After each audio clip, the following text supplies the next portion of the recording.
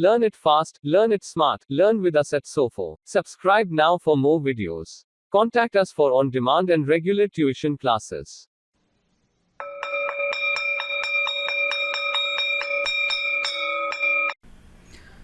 Welcome to concept videos from SOFO Learning.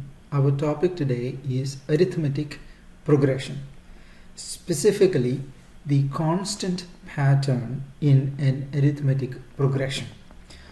Let's look at that using a few examples. So we want to look at three specific examples. So first one, let's say a flower blooming. Second, maybe tap open. And third, maybe a person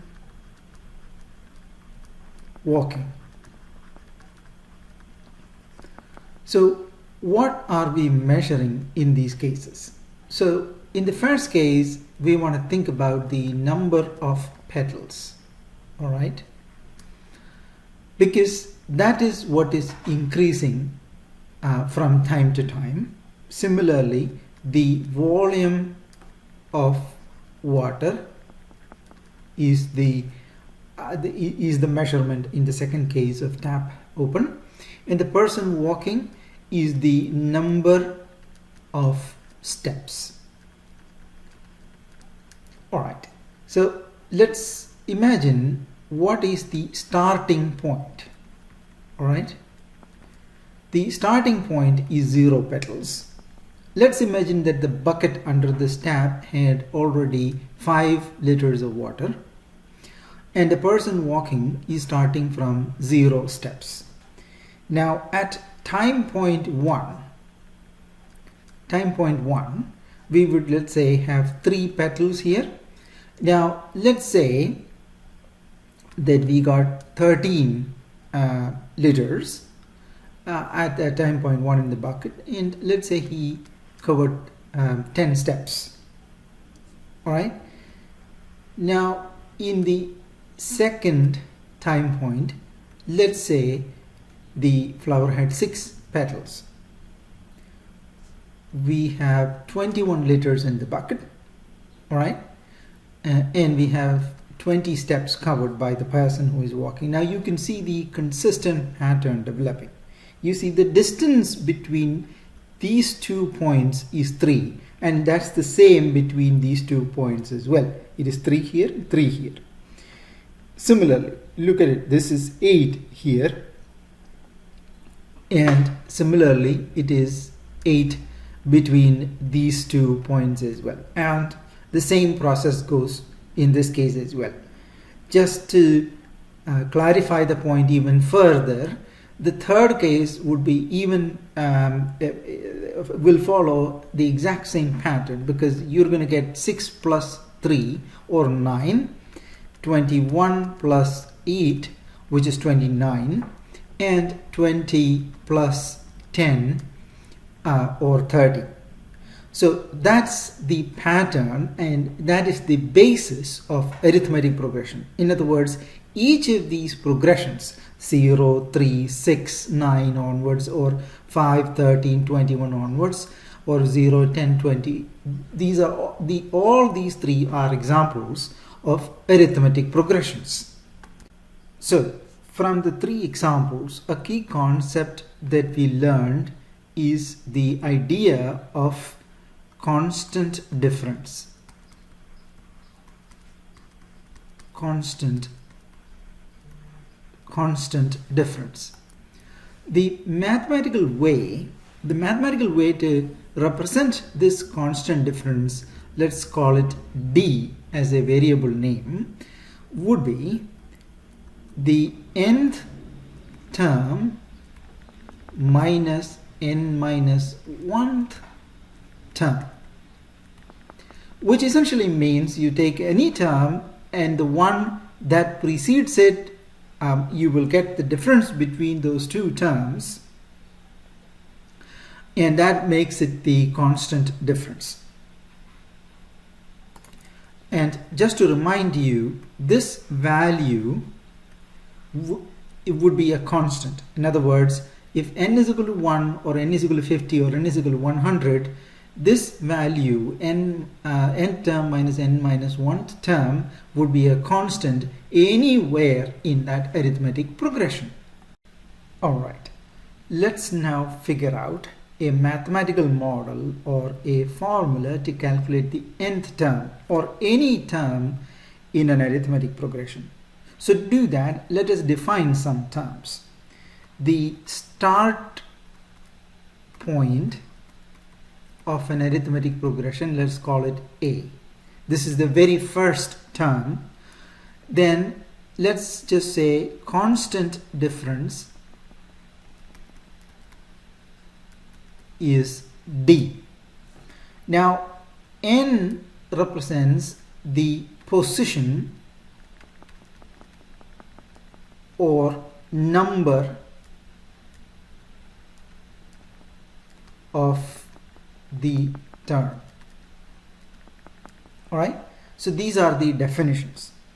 So let's just take an example progression, right? 3, then 5, then 7, then 9, and so on.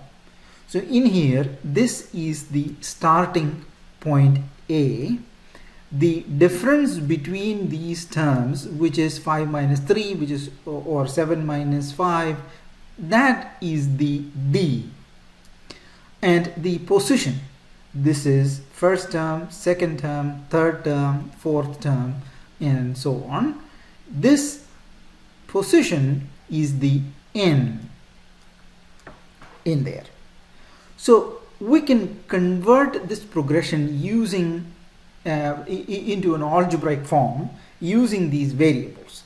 So let's just use the terms that we have defined here. So it is A as the first one, then the second one is A plus D, then A plus 2D, and so on. So it is A plus D, A plus 2D, A plus 3D, and it keeps going. Now we should know that this is A plus 0D, this is actually A plus 1D, A plus 2D, and so on. Alright? So if we were to imagine the nth term, what would it be? So it would be A plus n minus 1 times the common difference D.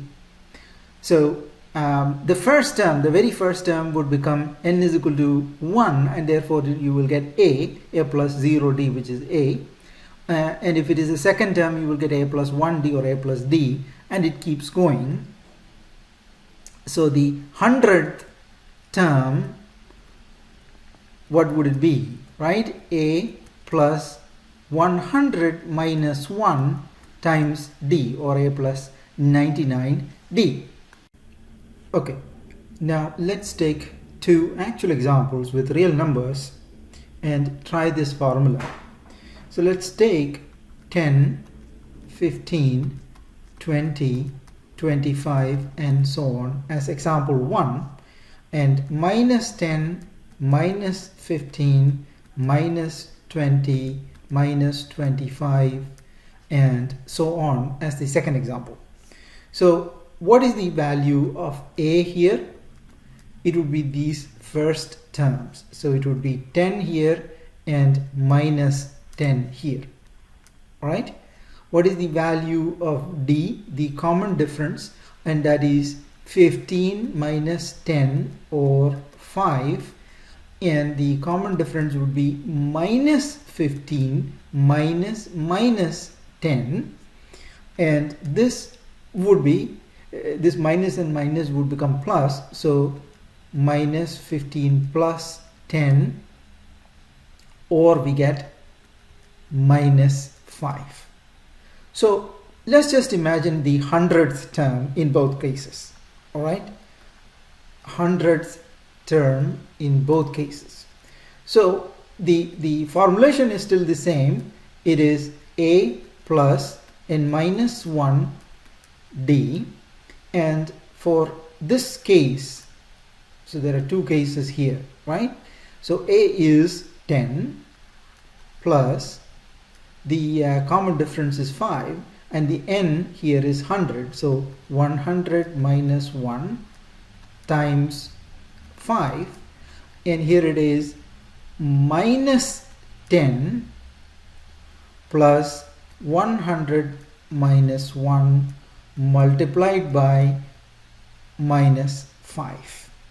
All right, now we could do the math, we could do the algebra, but this would come to 10 plus 5 times 99, and this is minus 10 minus 5 times 99.